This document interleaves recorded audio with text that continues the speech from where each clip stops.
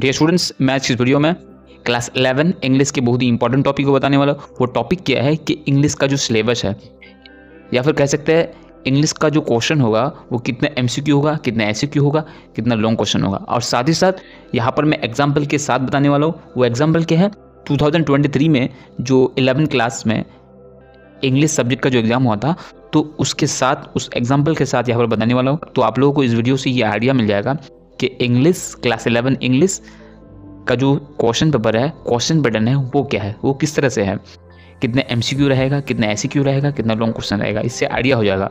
और आप लोगों को प्रीवियस ईयर क्वेश्चन पेपर का भी आइडिया हो जाएगा कि क्या क्या क्वेश्चन पूछा था, और आने वाले जो बहुत ही जल्दी होने वाला है 11 क्लास का एग्जामिनेशन, तो उसमें आप लोग समझ पाएंगे किस तरह का क्वेश्चन पूछा जा सकता है। ओके, क्या क्या क्वेश्चन आ सकता है, आने का चांस है, तो वो सारी चीज़ इस वीडियो में आप लोग जान पाएंगे। तो एंड तक आप लोग बन रहिए। तो टोटल कितने मार्क्स का होगा? 80 मार्क्स का, क्योंकि 20 मार्क्स प्रोजेक्ट है। और टाइम जो दिया जाएगा 3 hours 15 minutes। ओके, तो सबसे पहले देखिए मल्टीपल चॉइस टाइप क्वेश्चन, मतलब एमसीक्यूज कितने हैं। एमसीक्यूज टोटल कितने हैं, प्रोज और पोएम्स को मिला करके टोटल कितने एमसीक्यूज है? 15 एमसीक्यूज। 1 × 15 = 15। मतलब क्या है कि हर एक एमसीक्यूज में, हर एमसीक्यू में एक नंबर मिलेगा। ओके, तो ये हो गया एमसीक्यूज। तो आप लोग क्वेश्चन भी देख सकते हैं साथ ही साथ।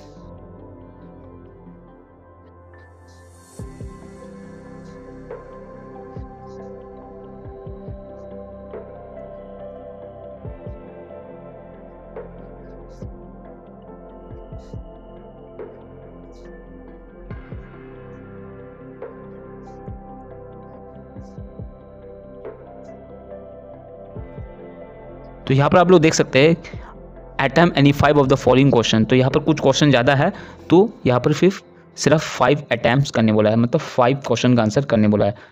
तो आप लोग यहाँ पर देखेंगे कि टोटल जो क्वेश्चन है 20 है, क्योंकि इसमें 10 क्वेश्चन है, तो आप लोगों को यहाँ पर 5 क्वेश्चन का आंसर देना होगा। इसलिए यहाँ पर ऊपर जो लिखा गया 15 लिखा गया है, 15 एमसीक्यूज का आंसर देना पड़ेगा। तो यहाँ पर एक ऑप्शन दे दिया है कि यहाँ पर 10 है और उन 10 में से 5 एमसीक्यूज का आंसर देना पड़ेगा, इसलिए यहाँ पर 20 एमसीक्यूज है। क्लियर?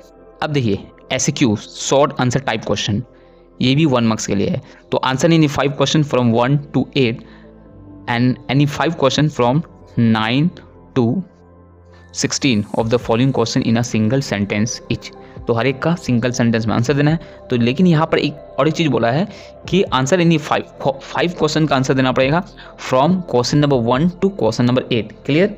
तो 1 से लेकर 8 तक, मतलब टोटल 8 क्वेश्चन में से कितने का आंसर देना पड़ेगा? टोटल देना पड़ेगा 5 का। तो उनमें एक ऑप्शन है एनी 5, फिर और 5 क्वेश्चन का आंसर देना पड़ेगा, जो कितना रहेगा 9 से लेकर 16 तक। ओके, तो यहाँ पर भी ऑप्शन है, तो टोटल क्वेश्चन मिला के हो जाएगा 10 क्वेश्चन। तो आप लोग देख सकते हैं, देखिए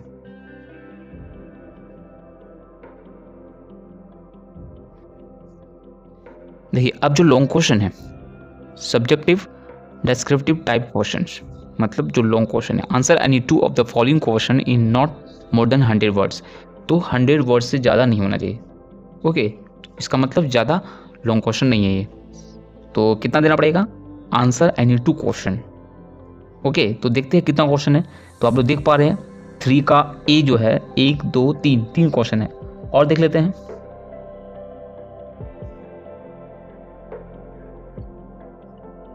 तो आप लोग देख पा रहे हैं 3 का ए में जो है 5 क्वेश्चन है, तो 5 क्वेश्चन में से कितने का आंसर देना पड़ेगा? 2 क्वेश्चन। ओके, अब देखिए 3 का जो बी है, answer any 2 of the following question in not more than 100 words each. तो यहाँ पर भी वही है, 100 वर्ड से ज़्यादा नहीं होना चाहिए। यहाँ पर भी 2 क्वेश्चन का आंसर देना पड़ेगा। तो टोटल यहाँ पर कितना है? यहाँ पर भी 5 क्वेश्चन होगा। तो देखिए यहाँ पर भी 5 क्वेश्चन है, तो आप लोग देख पा रहे हैं। तो ये है 11 क्लास का जो इंग्लिश का सब्जेक्ट है उसका क्वेश्चन पेपर। लेकिन 12 में जो है इससे थोड़ा अलग है, वो ज़्यादा सिंपल है, यहाँ पर थोड़ा कॉम्प्लेक्स टाइप से दिया गया है। ओके, 3 का जो सी है, देखिए answer any 1 of the following question in about 100 word. तो 100 वर्ड्स में देना होगा। तो यहाँ पर टोटल कितने क्वेश्चन है? देखिए टोटल 5 क्वेश्चन है, तो उनमें से कितने का आंसर देना है? यहाँ पर देख पा रहे हैं आप लोग, टोटल देना है 1 का ही देना है। ओके, ऑप्शन बहुत ही ज़्यादा है। अब देखिए क्वेश्चन नंबर 4 का A, rewrite the sentences as directed without changing their meaning. Meaning change नहीं होना चाहिए और उसको जैसे बताया गया उस हिसाब से उसको लिखना पड़ेगा। ओके, तो टोटल कितना है, कितने मार्क्स है यहाँ पर 7, हर एक में कितना करके मिलेगा, 1 नंबर मिलेगा। और टोटल यहाँ पर कितना है, 7 क्वेश्चन भी है, 7 का आंसर देना पड़ेगा। तो ग्रामर में कोई भी ऑप्शन नहीं है या फिर 2S डायरेक्टेड में। अब 4 का जो बी है, fill in the blanks with appropriate articles and prepositions. तो यहाँ पर देखिए आर्टिकल प्रपोजिशन है, तो यहाँ पर कितना है, 6 है, तो 6 में से 6 का आंसर देना पड़ेगा, तो हर एक में हाफ नंबर मिलेगा। तो टोटल कितना मिलेगा, 3 नंबर मिलेगा। ये जो आर्टिकल प्रपोजिशन है ये बहुत ही ईजी है, क्योंकि क्लास 11 के इंग्लिश जो है उसमें जो प्रोजेज है, जितने भी प्रोजेज है उन सारे प्रोजेज में से किसी में दिया जा सकता है। तो आप लोग देख पा रहे हैं ये किससे दिया गया। अगर आप लोग उस प्रोजेज को, क्लास 11 इंग्लिश के प्रोजेज को आप लोगों ने पढ़ा है तो आप लोग को आइडिया हो जाएगा कि ये किससे दिया गया है। ये लाइन यहाँ पर जो दी गई है किस प्रोज से दिया गया है। क्लियर। क्वेश्चन नंबर 5 जो है वो है राइटिंग स्किल। तो यहाँ पर देखिए कितना है, तो 5 में यहाँ पर जो दिया गया राइट ए पैराग्राफ, या पैराग्राफ दिया है तो देखिए उसका आंसर करो, या फिर और में और एक दिया है एक स्टोरी राइटिंग, तो इन दोनों में से ऊपर वाला दो या फिर और में जो दिया है उसको दो, तो 1 देना पड़ेगा। और ये क्वेश्चन है, ये भी राइटिंग स्किल है, 5 मार्क्स मिलेंगे। यहाँ पर भी एक क्वेश्चन है तो उनमें और दिया गया है, तो क्वेश्चन नंबर का दो या फिर और में जो दिया है उसको दो, तो 1 देने से हो जाएगा। क्वेश्चन नंबर 7 देखिए, यहाँ पर भी एक राइटिंग स्किल है तो और करके दिया गया है, तो 1 देने से चल जाएगा। तो आई होप आप लोगों को ये आइडिया हो गया कि इंग्लिश क्लास 11 इंग्लिश सब्जेक्ट का जो क्वेश्चन पेपर है वो किस तरह का होता है, कितने एमसीक्यूज रहता है, कितने एसक्यूज रहते हैं, कितने लॉन्ग क्वेश्चन रहते हैं, ग्रामर किस टाइप के होते हैं और राइटिंग स्किल कितने मार्क्स के होते हैं। तो आप लोग को आइडिया हो गया। तो आई होप ये वीडियो बहुत ही हेल्पफुल रही होगी आप लोगों के लिए।